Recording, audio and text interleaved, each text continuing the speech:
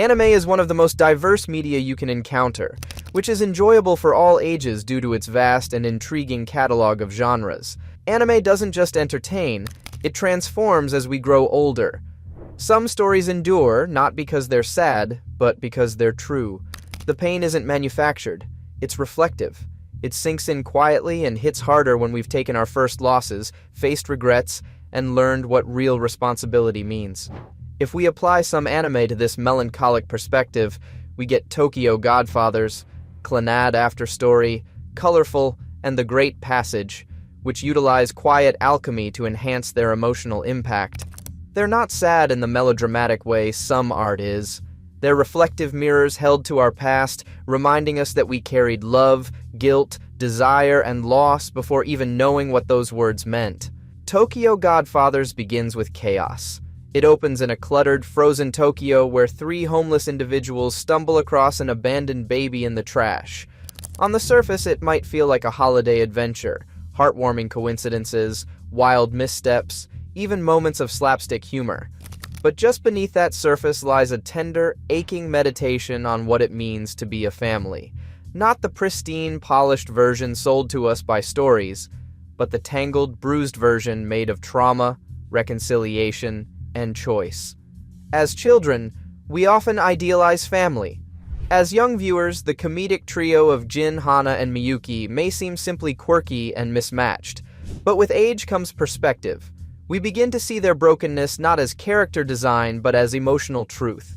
Gin drinks to forget his failures as a father. Hana yearns for a child because she was never given the chance to nurture one. Miyuki ran from a family built on misunderstanding. Their story isn't about redemption through a miraculous baby. It's about finding meaning in being seen, chosen, and needed, not despite their flaws, but because of them. As adults, we've likely lost connections, questioned our value, or failed those we love. When the trio clings to each other, chasing fragments of hope through alleyways and pachinko parlors, we recognize that kind of desperate grace. Tokyo Godfathers becomes more than a holiday movie. It becomes a parable about the families we build when the world stops offering them to us freely. There's a clear dividing line in the Clannad series. The first half, sweet, romantic, and often exaggerated, feels like an idyllic high school romance. But Clannad After Story is something else entirely. It takes its audience beyond graduation, into the tender but brutal world of adult life, of marriage, work, children, illness, and ultimately, grief. Watching After Story as a teenager, it might simply seem tragic. Nagisa's sickness, Ushio's loneliness, and Tomoya's despair all tug at the heart. But in adulthood, these events feel less like scripted tragedy and more like inevitabilities we've come to recognize. Most adults have witnessed the quiet erosion of dreams under the weight of responsibility. We've seen a friend lose their partner. We've felt careers stall, ambitions wither, relationships fray. Tomoya's journey from hopeful youth to broken father becomes less of a melodrama and more of a mirror. What strikes hardest is how After Story portrays the silence between major events. The grind of work, the monotony of bills, the awkward distance that grows between loved ones who no longer know how to talk. It doesn't sensationalize adulthood, it honors its heaviness. And in doing so, it also reveals a surprising kind of beauty. In Tomoya's eventual return to his daughter, in the quiet moments of reconciliation, we're reminded that love doesn't erase pain. It walks with it. That's something only adulthood teaches us, that healing isn't always triumphant. Sometimes it's just showing up again. Colorful opens with a soul being given a second chance at life, inserted into the body of a teenage boy who just took his own. The mission is vague: remember your sin and learn why you ended up here. But Colorful doesn't rush toward its revelation. Instead, it lingers in the ordinary.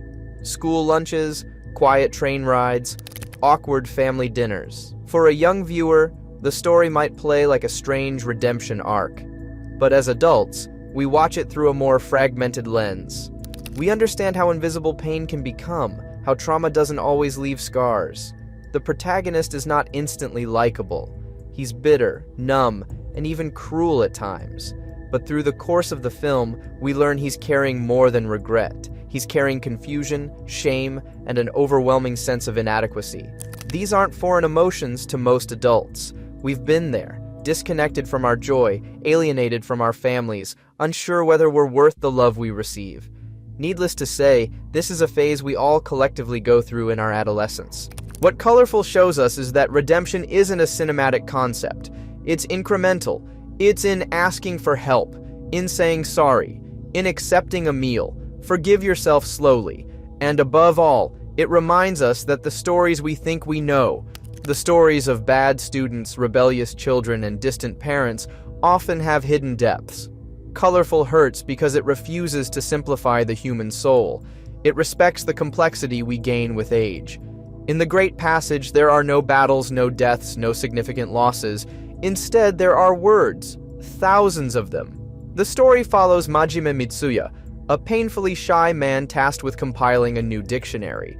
For many younger viewers, the premise might seem dull, almost academic, but adulthood reveals its quiet brilliance. The work of compiling a dictionary is a metaphor for life's slow, deliberate construction. Every definition, every linguistic nuance, mirrors the choices we make in building something lasting, whether a career, a relationship, or a legacy. Mahime's dedication to capturing the precise meaning of words becomes a sacred act. It's not about publication, it's about connection, about honoring the idea that language shapes reality, and through words we share pieces of our inner world.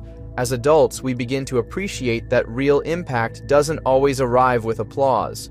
Sometimes it looks like showing up to the same office for years, doing the same task with care, knowing that someone, someday, will benefit from your quiet persistence. The Great Passage is about that kind of purpose. Watching it as a grown person means recognizing that greatness isn't loud. Sometimes it's in the silence of a room filled with dictionaries and the love that flows through patient creation. Now, where do all these anime take us? How do they connect and show utter reflection of our true selves with no resolution in sight? They all share a common thread. They are not about grand answers. They are about reflection. They ask us to sit with discomfort, with ambiguity, with the slow rhythms of life that rarely make it into pop culture. These stories aren't here to thrill. They're here to echo. What changes when we grow older is not just how we view stories, but how those stories view us. In youth, we crave transformation. We want to see characters break free, overcome, rise. In adulthood, we begin to crave recognition. We want stories that say, yes, it's hard, yes, it's confusing, no, you're not alone. These anime don't offer escape. They offer a company. They don't fix us. They sit with us. They will stay with you for a long time, encapsulating a sense of isolation in desperate times. To say these anime hurt more in adulthood isn't entirely accurate. They feel more. Because we've lived enough to recognize their textures. The abandonment in Tokyo Godfathers reflects the friends we lost touch with. The sacrifices in Clannad mirror the jobs we took instead of the dreams we chased. The forgiveness in Colorful mirrors our quiet battle with shame. The quiet success in the Great Passage mirrors our longing for purpose beyond performance. These stories age with us, and in that aging, they deepen. We return to them not for entertainment, but for remembrance. They remind us of what we've endured, of who we used to be, of what we might still become. These anime follow you through seasons, through goodbyes, through regrets, and quiet mornings. They aren't just stories anymore. They become keepsakes. They remind you not just who you were, but how far you've come. Watch them again, not to cry, but to remember.